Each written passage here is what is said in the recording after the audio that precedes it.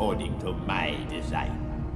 Your friends up there on the sanctuary moon are walking into a trap, as is your rebel fleet. It was I who allowed the Alliance to know the location of the shield generator. It is quite safe from your pitiful little band. An entire legion of my best troops.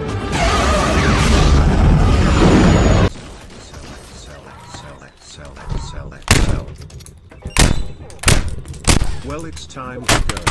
Before I go, let me reach down. Done.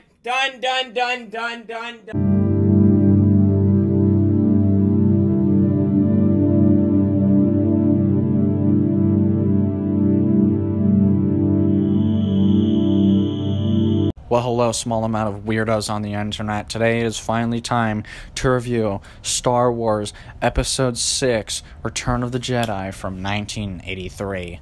Let's do this thing.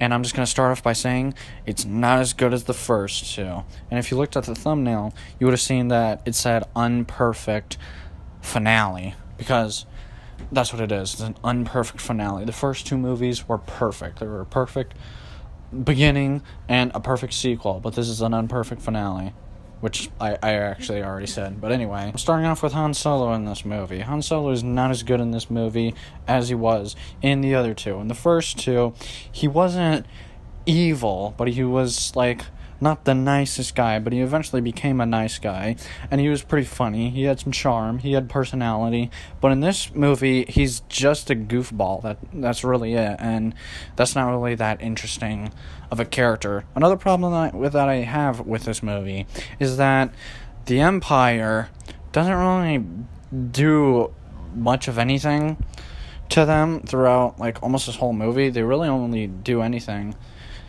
They don't really do anything until, like, the third act of the movie.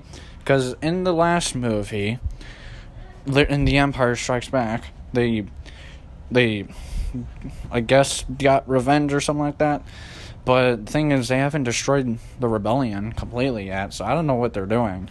I don't know what Darth Vader is doing, just hanging around at the Death Star, just not doing anything. Another problem I have is, of course, you already know this, Luke Skywalker's plan at the very beginning, having all of them go in at once instead of all of them just breaking in and rescuing Han. And, yeah. Also, I feel like Luke Skywalker shouldn't have used the Force choke in the movie. I mean, I just don't really normally like seeing Jedis using Force chokes. That's more of a Sith thing in the Star Wars universe. The Jedi don't really like doing stuff like that. But Luke Skywalker did anyway, but whatever. All the characters just aren't as good as they were in the first two. I mean, the Emperor is still kind of a new character in this movie because we only got, like, the one scene with him in Episode 5 with the hologram. But, of course, Darth Vader stays cool in every single movie that he's in. There's never ever going to be a time when Darth Vader isn't cool, because there's a difference between Anakin Skywalker and Darth Vader. I have to say that the effects in this movie, just like the first two, are pretty good for the time. The pacing of this movie isn't as good as the first two, definitely not, but the action is pretty good. I just love the way Darth Vader dies. If you're going to make a creative, cool, and iconic villain, you gotta give him a really good death. And George Lucas did give him a really cool death. I think all the actors in this movie did pretty good. Not as good as they did in the first two, of course. But overall, I think they did decent. Now, of course, this movie, just like the first two, created incredibly iconic moments, such as "It's a trap," or the scene of Luke Skywalker taking the helmet off of Darth Vader, or Darth Vader throwing Emperor Palpatine by the shaft, or just, like, almost every word that comes out of Emperor Palpatine's mouth. And, yeah, Emperor Palpatine, I think he's a pretty cool character, too.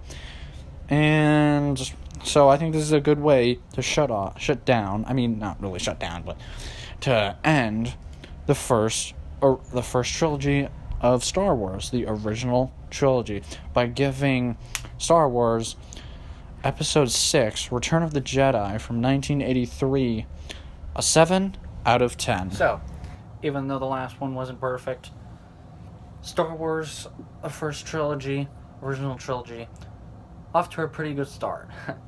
What's next after that?